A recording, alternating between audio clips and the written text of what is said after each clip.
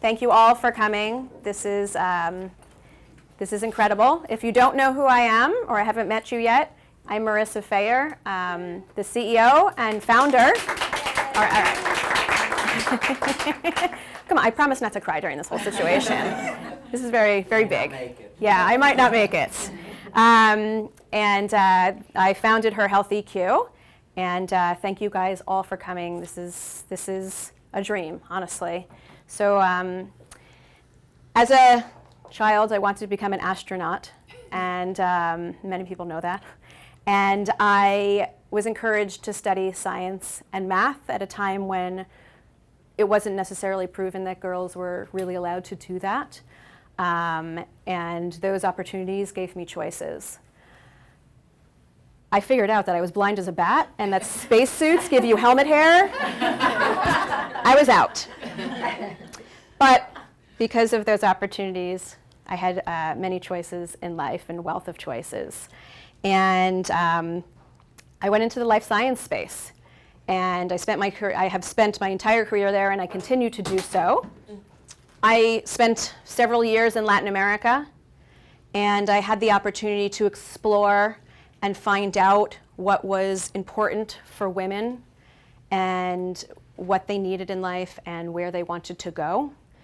And through that exploration, I facilitated the donation of a mammography machine to a rural area in Costa Rica. And that's where the seeds of HERHealthEQ were born. I was doing that while I was at a corporation. And these women, they wanted to be healthy so that they can contribute to their family and help them grow. It's incredibly simple, but very profound. They didn't have choices in life, but I did. My love for exploration has never ended, and it probably never will, probably thanks to my father.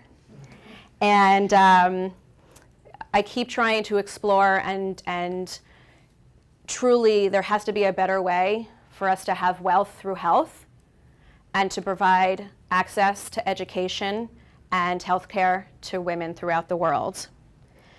If there's ever been a time to take a stand for women, it's right now. No specifics. Yeah.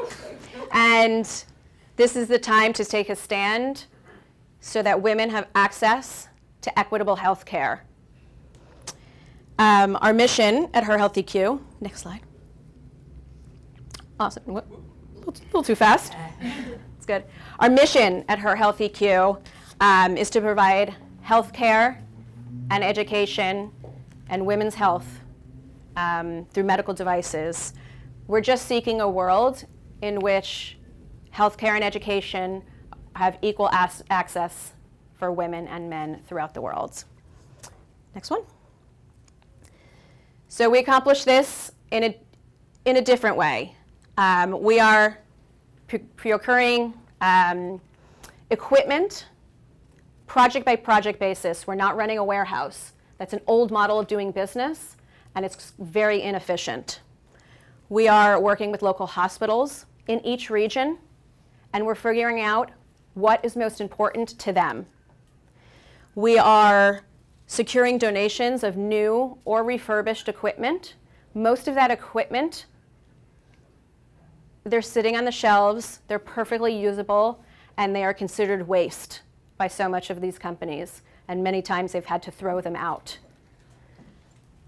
And we align with corporations and work with them on their corporate sponsorships and work so that they can make an impact in the world and in their company. Next one. Ooh. So as a nonprofit, we're just a little bit different than everybody else, and we're fine with that. Everybody needs to be different.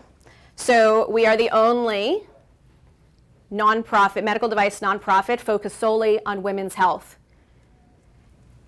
We're using a targeted approach. We're only focusing on the top 3 to 5 issues associated with women's health. We want to impact the most amount of people. And you can notice that I didn't say women, because once you impact a mother or a daughter or any woman, she will impact her entire family and her entire community. And because most of us, and you'll find out, that we're analytical in nature from our backgrounds, I'm an engineer, so incredibly analytical, we're going to be metrics driven and very specific. We're going to run a tight ship over here, and we're business people. And so what we're doing is we're running this nonprofit as if it's a business, except without the profits. Next. I'll be back, don't worry.